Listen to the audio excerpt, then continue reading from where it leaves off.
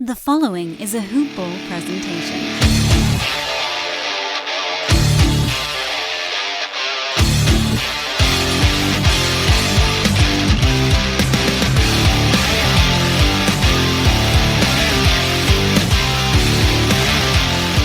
Hey, what's up, guys? Welcome into the HoopBall Celtics Podcast presented by HoopBall. I am your host, Patrick Lounsbury.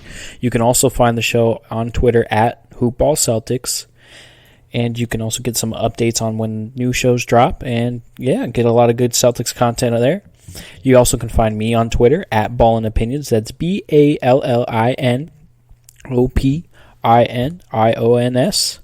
Yeah, that's Ballin HoopBall Celtics, and also at Ballin Opinions on Twitter. All right, guys, we're here with you after a 113-108 loss to the Dallas Mavericks at home. Boston Celtics again, waiting till the last minute to really put on any type of effort, and I think the Celtics fans are really tired of it. So normally in the show, I'd go through the good, the bad, and some final thoughts, and I'd even go into some pregame notes going into tonight's game, which I'll still do some of that stuff, but it's going to be a lot less scripted tonight just because I just want to hit on a lot of points, and I feel like it just need to be more raw out there with emotions and how I feel about the whole situation right now.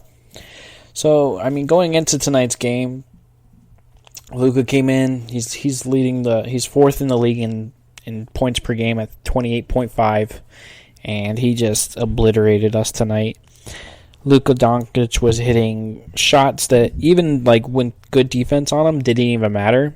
He was just doing Luka things, and I'll say this about Luka is he is definitely a top 5 to top 10 player in today's league. I think you can make it arguable in the top 5, but I think it's unarguable that he is a top 10 player. The way that he's able to create for his own teammates and the ability he has to get a bucket whenever he wants is really a big-time threat. And he's just so crafty, man. This dude was hitting stupid shots, really stupid shots. Doesn't matter, person all in on him. He's 3 feet off the three-point line, swishes home, bam. Luka had a total of 36 points on 11 of 15 shooting, 7 of 11 from the free throw line, which I think is one of his weakest points of his game is his free throws, which is surprising because he's such a good shooter. Normally, they're also good at the free throw line. And he also shot a total of 7 3-pointers out of 11 made. He made 7 out of 11 shots. That's insane. He could not miss. That bucket was wide open for him. Porzingis had an okay game. He really got most of his points when the Celtics ended up getting a guy switched onto him, and he just took advantage. No Robert Williams tonight due to a late non-COVID related illness issue. No Thompson still in safety protocols. No Romeo Langford, who is working his way back from... He's just getting into some conditioning. He's out of his safety protocol situation now, but they just want to get his conditioning up before he gets game actions. And even when he gets into game action, he's only going to get a limited amount of minutes. So we're looking out for that in the future. And then Semi Ojeleye is still out with that hip injury that he sustained a couple games ago.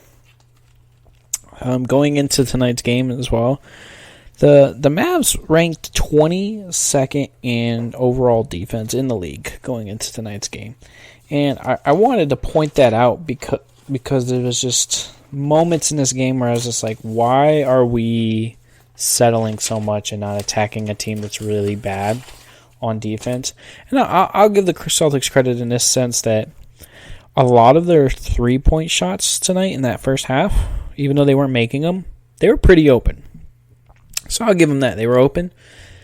But when you miss as consistent as you did, they made a total of 4 3-pointers in that first half. They took more 3-point shots than the Mavs. There's got to be a point. If you start off that game and you're like, all right, cool, we're 4 of 12 guys. We're not really hitting the threes right now. Let's try to get something on the inside. That's what you should do instead of being like, yeah, let's just shoot ourselves out of this from 3. Let's just keep chucking up shots and hoping that they drop. No. Get to the paint. See the ball go through. Get free throws. Something. Because, Jesus, man. 4 of 24 at halftime. That's 16.7% on threes. It was atrocious to watch. I was very disappointed to see that. They also were a total of 34% from the field, 16 of 47. It's like, can you get a basket? Like, what was going on there? The Celtics team looked really sluggish and not engaged. The lack of energy and effort was very clear to start off the game. And it's just been kind of crap lately.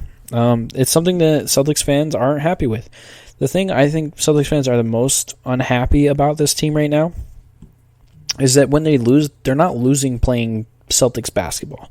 And what does Celtics basketball mean? It means that you have that grit, that grind, to your game where it's like you're getting into players. If they're going to beat you, they're going to have to work hard and beat you. There was moments in this game where I felt like there was a moment where Jalen Brown got trapped in the corner and Kemba Walker was at the top of the key in between the half court and the 3-point line. And Jalen Brown is struggling and needs to find an outlet pass, and Kemba just stands there.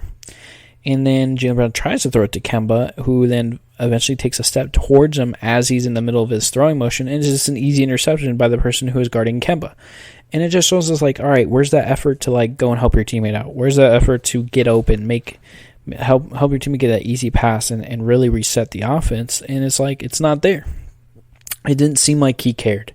The team doesn't seem like they care. Although they do show spurts of it, which is the most frustrating part, because it's like, why are we only getting this effort in spurts? So we know the effort's there, but we're getting it in spurts? Kind of weird. Because I think as a fan, you'd be able to be like, all right, we're losing, and we just don't have effort. We just got to change some personnel stuff as far as moving forward next year. Get some guys who are going to be more motivated, some more veterans around here, blah, blah. We good. But then you see this team and you're like, they play 12 to 14 minutes of really inspiring basketball where they're really putting in initial effort. And then you're like, wow, this team could be really good. And then the rest of the game they're playing with no intention to do anything. Like, they don't care. They don't want to play hard or anything like that. And it's aggravating. It pisses me off, and I think it's pissing off everybody as a Celtics fan because we're seeing flashes of potential, but we're not getting the consistency of that potential. I will give the Celtics this. They were missing Robert Williams tonight, which was a huge hit, so Mo Wagner ended up starting the game, who only played 16 minutes. Evan Fournier finally got his first bucket as a Celtic, so that was nice. Swished home a nice jump shot there in the first quarter. Just no 0 point from him tonight, although he still only chipped in 6 points on 3 of 6 from the field and 0-2 from deep. So we're definitely expecting a bit more than 6 points out of a guy who's playing 31 minutes and was just averaging 19 points on the Magic. I'm not expecting him to get a bunch of shots, but he only took 6, so I'd like to see him get a little bit more engaged on the offensive side. We didn't just get you over here to shoot 6 shots a game. We need you to take like 12 to 14. There's no reason that Luke Cornett took 5 shots in 16 minutes and Fournier took 6 shots in 31 minutes. So Cornett over here took damn near the same amount of shots in half the amount of minutes. So I just want to see Fournier get more comfortable as we go on. I thought the only player on the Celtics, actually I'll correct myself there. There's 3 players I thought that played particularly well. And I'll even give an honorable mention to a 4th one. Jalen Brown always seems to play well against the Mavericks. He was the leading scorer for us in the earlier matchup against the Mavericks when Luka ended up hitting 2 big shots down the stretch to seal that game.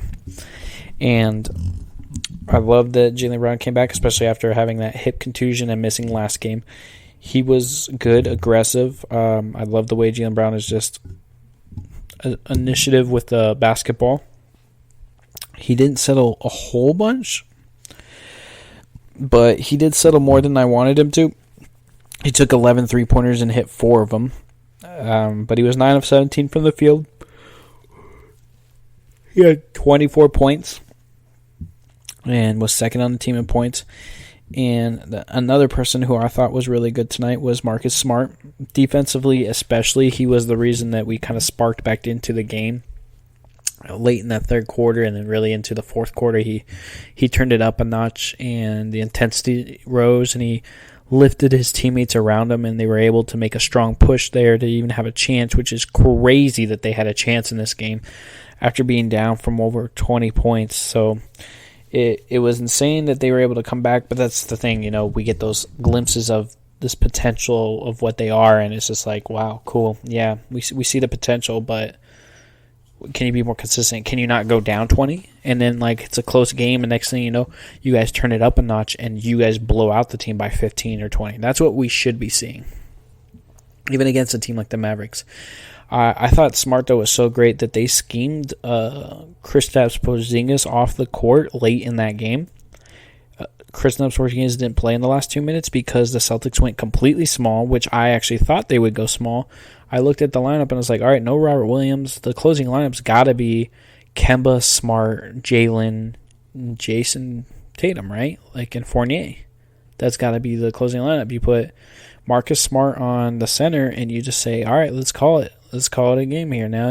Tatum guards the 4, Jalen Brown guards the 3, Fournier guards the 2, and Kemba the 1. Boom. And that's what they ended up doing, and that unit actually looked really solid down the stretch and gave them some chances, and they had a few open looks also in that fourth quarter, and they just didn't hit their shots on some of them, and ultimately they ended up coming out with a loss, 5-point loss, but they did show some fight there at the end, and I'm tired of it being encouraging because it's so consistent that they only play 14 to 16 minutes of intense basketball, and that's why I'm no longer like, wow, this team has a lot of potential, blah, blah, blah. No, forget that. I want consistency from that. I don't care. I really don't care now. Cool, you showed some fight. You showed some fight, all season now, but you wait until you're down 20 to fight. Why don't you fight out the gate? Do we have to put negative 20 on the scoreboard to start the game for them to think that they're down 20 so they come out hotter? What's the solution here? Is it Brad Stevens? Does Brad not... Is his rotations just off and not letting them get into that rhythm? I don't know, because Wagner started tonight's game and I thought that was kind of weird. I thought personally that my starting lineup would have been Kemba Walker, Smart, Jalen Brown, Fournier, and Tatum. And just said, all right, cool. I'm going to put Smart on your center. And you don't have any real post center that's going to be able to get advantage on Marcus Smart. And I just would have played small ball. I would have pushed the pace hard, and I would have schemed off the big men off the Mavericks court. They wouldn't have been able to keep the bigs in because of how fast the transition would have been for the Celtics.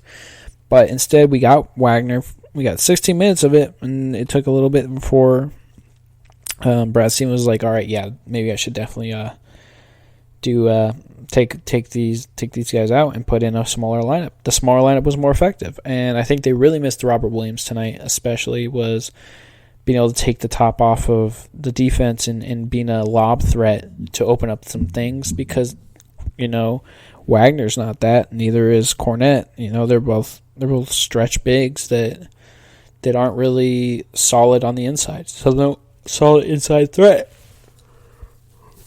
And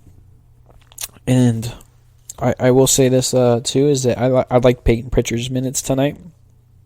He did only play 16 minutes, but he had a crucial point in that first quarter where he kind of brought the Celtics, from really drowning. And he just came in and he hit a solid few shots, and then next thing you know, the Celtics had a nice little 9-0 push for about a minute and a half stretch that showed effort, and then it's moments like those is why is it we're depending on a rookie to show effort? That's got to come from the top, and those are my three guys. And the fourth guy I will honorably mention is Kemba Walker. And people will be like, "Oh, blame Kemba." He was 7 of 19. That's not terrible. He was not terrible from the field. Yeah, he shot 2 of 9 from deep, but he had 22 points and he still got 6 assists, which was second most on the team. Smart had 7 with 17 points and 7 assists.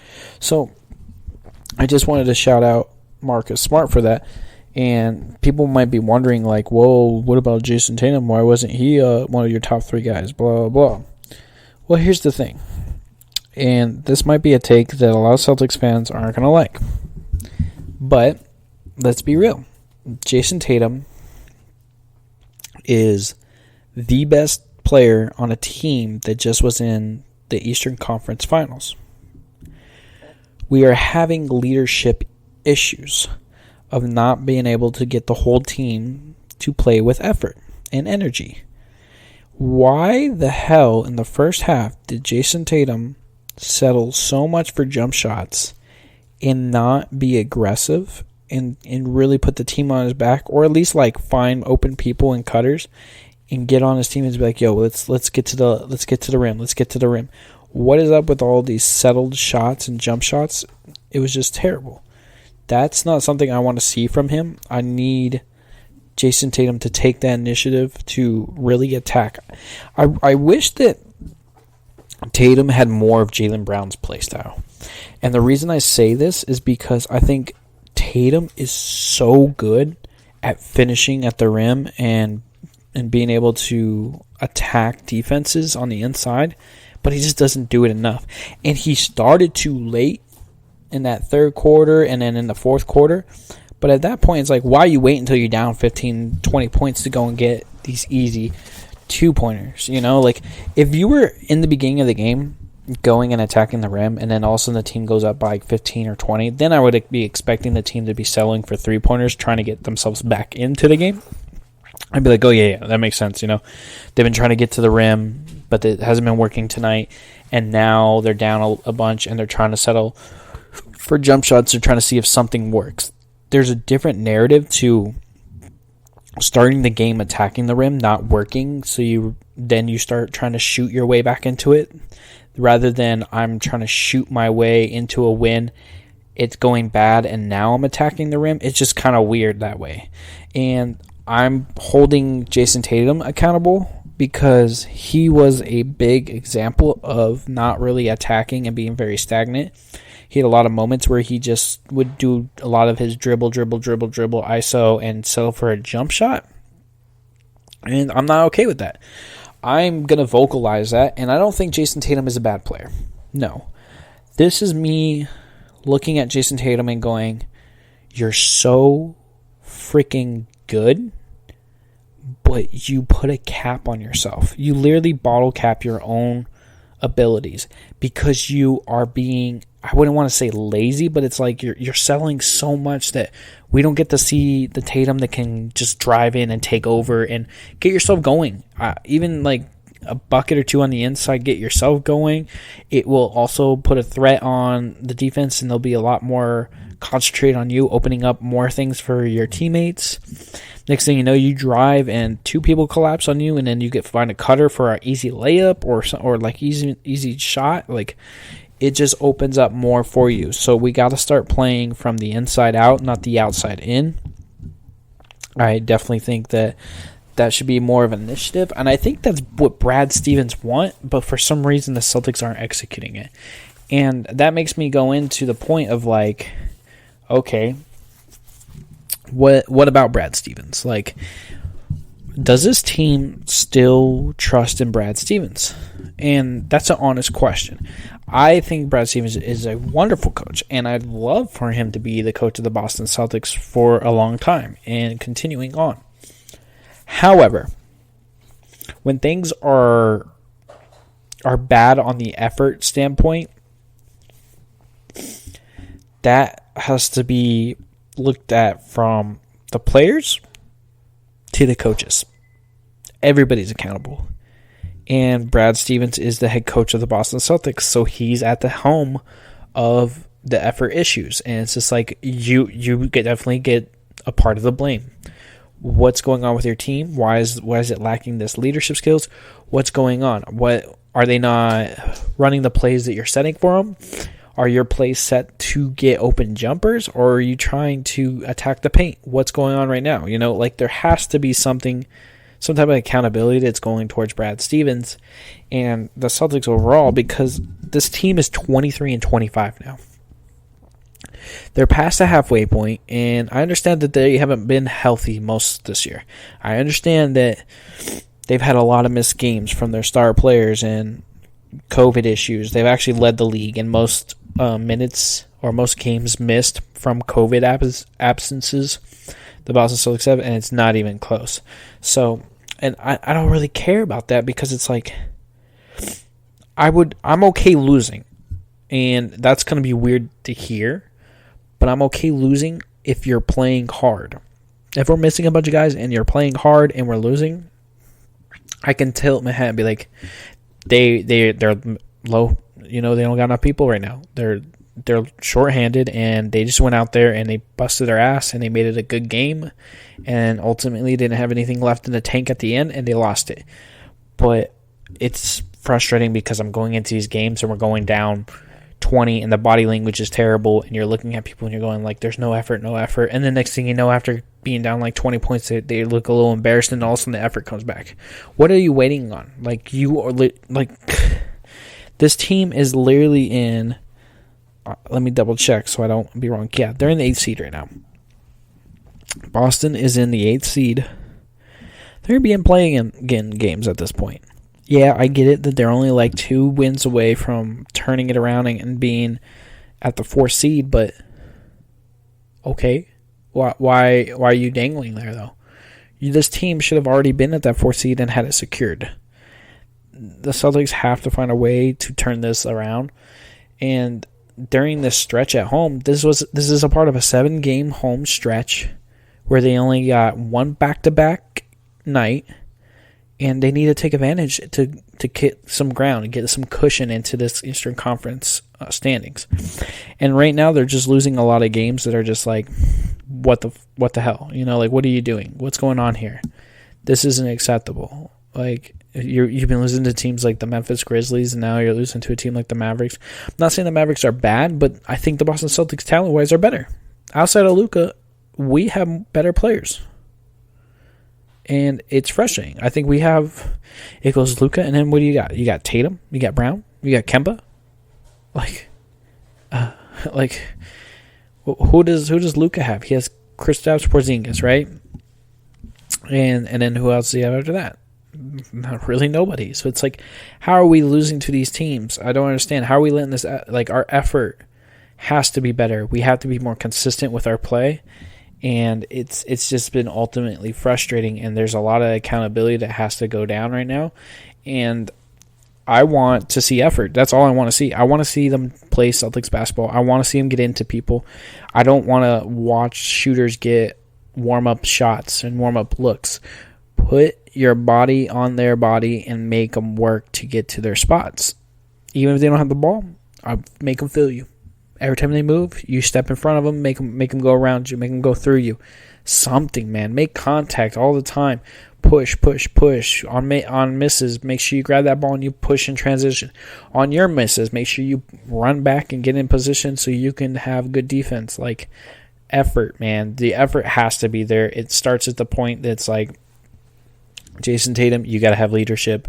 Jalen Brown's called himself out for it as well. Have that leadership. I don't care at this point. If you got to yell at each other, I'd rather see yelling at each other and then, like, you guys pick things up rather than you guys just be like, yeah, we're just trying to work it out. We think we're better than this. Yeah, we're disappointed too. Cool. You can say all you want, but when I'm watching you on the court, your actions are speaking louder than your words right now, and your actions suck. Your actions are literally giving me the language that you don't want to be out there and playing. And I don't care whatever else you say around that, like, oh, we are trying, blah, blah. I don't care. Like, you're putting out a product right now. I'm watching you guys participate on the court and going against these teams, and you're not playing with any intensity.